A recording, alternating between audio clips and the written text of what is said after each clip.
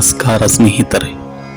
ಇಂದು ನಾವು ಸ್ಪರ್ಶಿಸುವ ವಿಷಯ ನಮ್ಮ ಬದುಕಿನಲ್ಲೇ ಅತ್ಯಂತ ಮೌನವಾಗಿರುವ ಸತ್ಯ.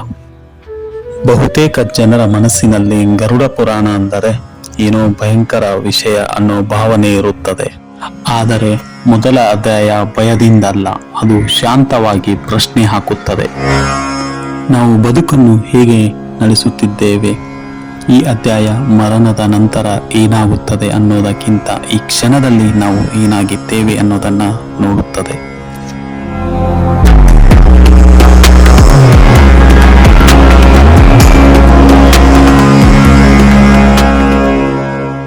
ಭಗವಾನ್ ವಿಷ್ಣು ಗರುಡನಿಗೆ ಹೇಳುವ ಮಾತುಗಳು ಕೇವಲ ಪುರಾಣದ ಕಥೆಯಲ್ಲ, ಅವು ಪ್ರತಿಯೊಬ್ಬ ಮನುಷ್ಯನ ಒಳಗಿನ ಪ್ರಶ್ನೆಗಳಿಗೆ ಉತ್ತರ ಕೊಡುತ್ತವೆ.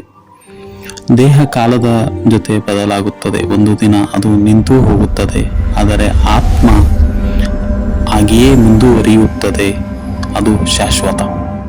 ಮತ್ತು ಕರ್ಮ, ಅದು ನಮ್ಮ ನೆರಳಿನಂತೆ, ನಾವು ಓಡಿ ಹೋದರೂ ಅದು ನಮ್ಮನ್ನು ಬಿಟ್ಟು ಹೋಗುವುದಿಲ್ಲ. ಈ ಜ್ಞಾನ ಹೆದರಿಸಲು ಬಂದಿಲ್ಲ, ನಮ್ಮ ಒಳಗೆ ಎಚ್ಚರ ಹುಟ್ಟಿಸಲು ಬಂದಿದೆ. ಜೀವನ ಅನ್ನೋದು ಯಾಚೇತಿಕ ಪ್ರಯಾಣ ಅಲ್ಲ, ಪ್ರತಿಯೊಂದು ನಿರ್ಧಾರ ಒಂದು ದಿಕ್ಕು ತೋರಿಸುತ್ತದೆ. ಈಗ ಆ ಶಾಂತವಾದ ಅರಿವಿನೊಳಗೆ ನಾವು ನಿಧಾನವಾಗಿ ಹೆಜ್ಜೆ ಇಡೋಣ.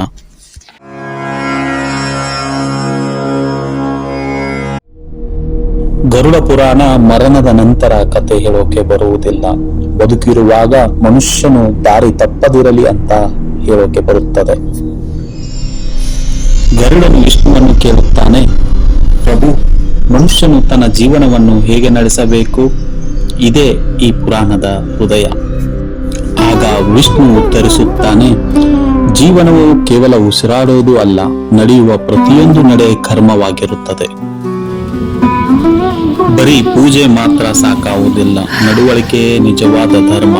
ಈ ಮಾತು ಮೊದಲ ಅಧ್ಯಾಯದಲ್ಲೇ ಬರುತ್ತದೆ. ಗರುಡ ಪುರಾಣದಲ್ಲಿ ಮರಣದ ನಂತರ ನಡೆಯುವ ವಿಧಿಗಳು ಕೇವಲ ಸಂಪ್ರದಾಯಗಳಲ್ಲ, ಅವು ಆತ್ಮಕ್ಕೆ ದಾರಿ ತೋರಿಸುವ ಕ್ರಮಗಳು. ದೇಹ ಬಿಟ್ಟ ಕ್ಷಣದಲ್ಲಿ ಆತ್ಮ ಗಾಬರಿಗೊಳ್ಳುತ್ತದೆ. ಏನು ಮಾಡಬೇಕು, ಎಲ್ಲಿ ಹೋಗಬೇಕು ಅನ್ನೋದು ಸ್ಪಷ್ಟವಾಗಿರೋದಿಲ್ಲ.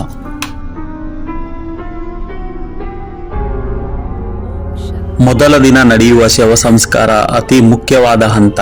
ಗರುಡ ಪುರಾಣ ಹೇಳುವ ಅರ್ಥದಲ್ಲಿ ಇದು ದೇಹದ ಬಂಧನವನ್ನು ಆತ್ಮದಿಂದ ಸಂಪೂರ್ಣವಾಗಿ ಬಿಡಿಸುವ ಕ್ರಮ. ದೇಹ ಉಳಿದರೆ ಆತ್ಮ ಅಂಟಿಕೊಂಡೇ ಇರುತ್ತದೆ. 1 ರಿಂದ 10 ದಿನಗಳವರೆಗೆ ಆತ್ಮ ಸೂಕ್ಷ್ಮ ಸ್ಥಿತಿಯಲ್ಲಿರುತ್ತದೆ. ದೇಹ ಇಲ್ಲ, ಆದರೆ ಅನುಭವ ಉಳಿದಿರುತ್ತದೆ. ಅದಕ್ಕಾಗಿಯೇ ನೀರು, ದೀಪ, ಅನ್ನದಾನ ಪ್ರತಿದಿನ ಮಾಡಲಾಗುತ್ತದೆ. ಇದು ಆಹಾರ ಕೊಡೋದಲ್ಲ, ಶಾಂತಿ ಕೊಡೋದಕ್ಕೆ. ಪಿಂಡ ಪ್ರದಾನ ಪಾಪ ತೊಳೆಯೋಕೆ ಅಲ್ಲ.